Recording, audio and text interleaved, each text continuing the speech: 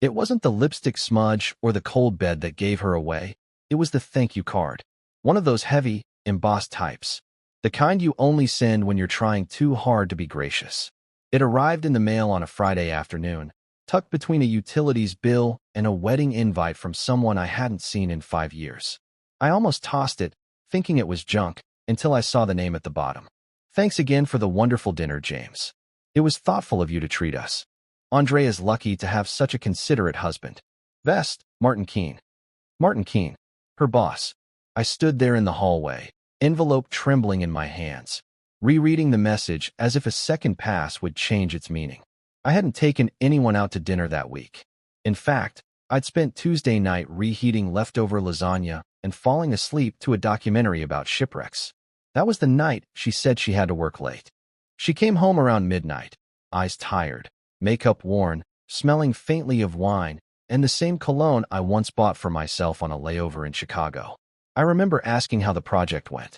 She mumbled something about timelines and revisions and kissed me on the forehead like I was a child. But now, I held the proof, not of the affair, not yet, but of the first crack in her story. Dinner. Paid for by me, apparently. With her boss. Maybe with others. I flipped the envelope over. Nothing else. Just the handwritten note. But it was enough to start the spiral.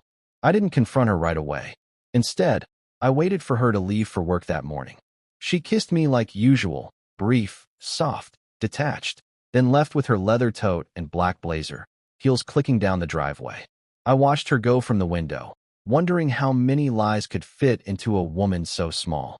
Then I went searching. The bank statement was online. The charge was from a restaurant downtown, Pellegrino's, the kind of place with $30 appetizers and valet parking. I clicked on the transaction, and there it was. The receipt, itemized, 2 entrees, 2 glasses of wine, a dessert to share. For 2. Not 3. Not 4. Just 2. And I wasn't one of them. I stared at the screen for a long time. Not angry. Not even heartbroken. Just hollow. Like I'd fallen out of my own life and was watching it from a distance. I printed the receipt, folded it neatly, and tucked it into the same envelope as the thank you card. Then I placed both in my sock drawer, beneath the cashmere one she gave me last Christmas. I didn't ask questions that night. I didn't raise my voice. I made her tea, listened to her talk about deadlines, rubbed her feet while she complained about a new intern. I played the role she expected, but something inside me was shifting, slowly, like tectonic plates beneath the surface. The next clue came by accident. She left her phone on the bathroom counter when she went to take a call on the balcony. It lit up. Not a name, just an emoji, a red heart beside a single letter. I don't go through her phone. It was a rule we both agreed on. But standing there in the steam of the bathroom, toothbrush hanging from my mouth, I made a choice. I picked it up. The messages weren't sexual. Not explicitly, but they didn't need to be. It was the tone. Too familiar, too flirty, too private. Things like, can't stop thinking about last night. You made me laugh so hard I spilled wine on my blouse, lol. James doesn't suspect anything, does he? No signature, but I didn't need one. I knew who M was. I locked the phone, set it back exactly where it had been, and walked out of the room like nothing had happened. She came back inside moments later, smiling, tucking a strand of hair behind her ear. You okay? She asked. Yeah, I said. Just tired. That was my answer for everything those days. Tired. The next week I started documenting. Not because I wanted to catch her. I already knew. But because I needed something tangible. Something to hold when my own mind tried to gaslight me into believing I was overreacting. I tracked her work schedule, her outfits, her moods. I kept notes, time-stamped, detailed, emotionless. Tuesday, red lipstick. Left at 7:52 p.m. Said she had drinks with team. Returned 12:13 a.m. Smelled like citrus and whiskey. I even recorded one of her calls. She was in the kitchen, talking quietly, unaware I'd come home early. I stood outside the door, keys still in hand, and heard her laugh. That same laugh she used to give me on road trips, windows down, music loud. Only this time, it wasn't mine. I can't just leave him, Martin, she whispered. Not yet. He still thinks I'm all in. She still called me babe that night, still curled into me under the covers. I held her, awake, listening to the steady rhythm of her breathing, wondering how many nights she had slept soundly after lying to my face. I wasn't ready to confront her. Not yet. What do you say to the person you built your future with when the future starts to rot? Nothing. Not until you're sure. So I waited. Until Thursday. That was the night I followed her. Thursday night. She said the words I'd heard too many times to count. Working late. Don't wait up. This time, I didn't nod. I just watched her put on the black dress, the one with the slit up the side she usually saved for date nights. She didn't notice me watching her zip it up in the mirror. Or maybe she did and didn't care anymore. She left at 6:43 p.m. I gave her a 10-minute head start. Then I followed. It felt strange at first, tailing your own wife like a stranger on a stakeout. But adrenaline dulls discomfort. I kept 2 car lengths behind, switching off my headlights when she turned onto smaller streets. She didn't head downtown, where her office was. Instead, she curved through the West End, toward the riverfront. A boutique hotel, glass doors, valet parking, the kind of place where executives go to disappear. She gave the valet her keys and walked inside without a glance back. I waited. At 7:19 p.m., he arrived. Martin Keene. I recognized him from company functions, mid-40s, silver at the temples, expensive coat, confident stride. He didn't look around either. Just nodded at the concierge and stepped through the revolving door. I should have felt rage. Or betrayal. But what hit me instead was disbelief. Like watching someone else's story unfold in front of me. Surreal, quiet, like a dream I hadn't agreed to. I parked, walked across the street, and sat at the cafe across the hotel. Ordered coffee I didn't touch. Just waited. Watched.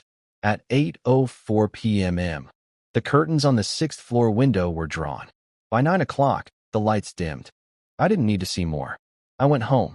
Not because I couldn't handle it, but because I could. That scared me more than anything. She came back after midnight. Same dress. Smudged lipstick. Smelled like hotel soap. I was still awake, pretending to be asleep on the couch. She stepped in quietly, her heels in her hand, tiptoeing like a teenager sneaking past curfew. I opened my eyes. She jumped. "Hey," she whispered. "You didn't have to wait up." "I wasn't," I said. "Just couldn't sleep." She nodded, mumbled something about a long day, and disappeared into the bathroom. I sat there in the dark, staring at the blank television screen. My reflection looked calm. Too calm. Like something inside me had already shut off. I don't remember falling asleep. But I remember waking up the next morning and knowing exactly what I had to do. That Friday, I went to her office. She didn't expect me. That was the point. I brought flowers. Not because I wanted to give them to her, but because no one suspects a man carrying roses. The receptionist smiled at me. "You here for Andrea?" I nodded. "Conference room," she said. End of the hall. I walked slowly, counting steps, my heart surprisingly steady. The conference room had a glass wall. I stopped just short of it, far enough not to be seen, close enough to hear. They were inside. Andrea, Martin, 2 others I didn't recognize. Laughing, talking numbers. There was no guilt in her eyes. No tension. Just a woman confident she had both lives under control.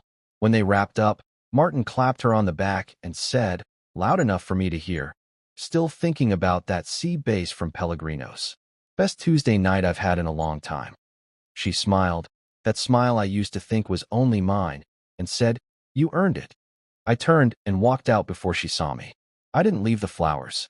I tossed them in a trash bin outside. That night, I opened the drawer. The envelope with the card and receipt was still there. I added the bank statement, a printout of the hotel charge under her business card, and a photo I'd taken through the cafe window, blurry, but clear enough to show 2 shadows across candlelight. I wasn't done collecting. I was building. The next week, I met with a lawyer. I asked about quiet separations, about the division of assets, about pre-litigation documentation. He asked if I wanted to fight. I said I didn't want war, I wanted clarity, dignity, control. He nodded. Then you'll need proof. Not just suspicion, evidence. I slid the envelope across the desk. He flipped it open, read for a while, then looked up. "You're smarter than most who walk in here." I didn't feel smart. I felt like a man walking out of a fog, blinking at daylight. That night, she made spaghetti, sat across from me with her chin in her hand, and asked, "Do you still love me?" I looked at her for a long time before answering. "Do you want me to?" She didn't reply. Neither did I.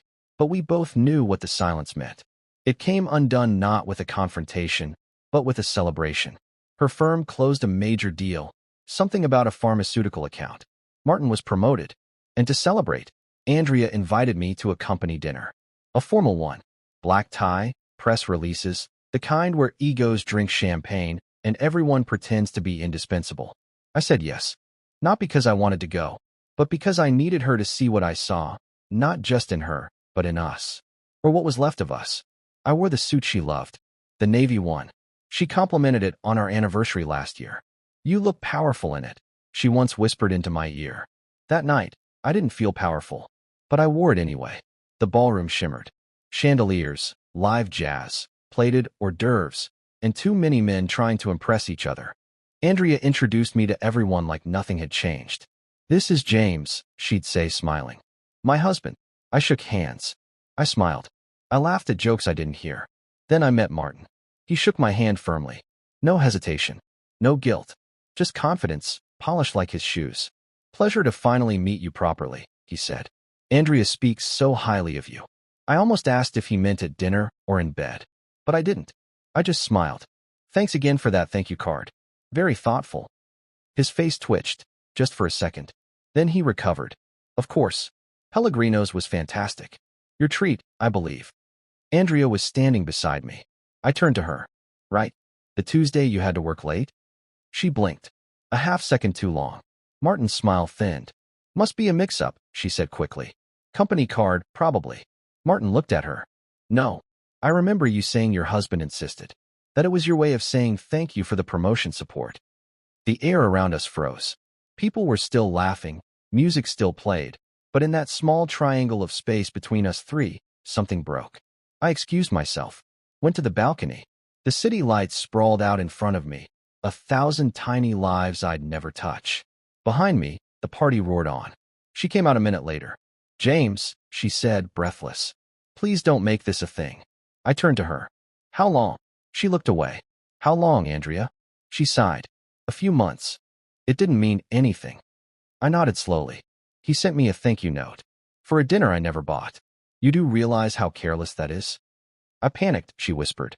"I thought if I admitted it, you weren't going to admit anything." Silence. Then, "It's over now." I ended it. I believed her. I did. But it didn't matter. Because something else had ended too. Us. The next morning, I placed the envelope, thicker now, full of evidence and quiet betrayals, on the kitchen table.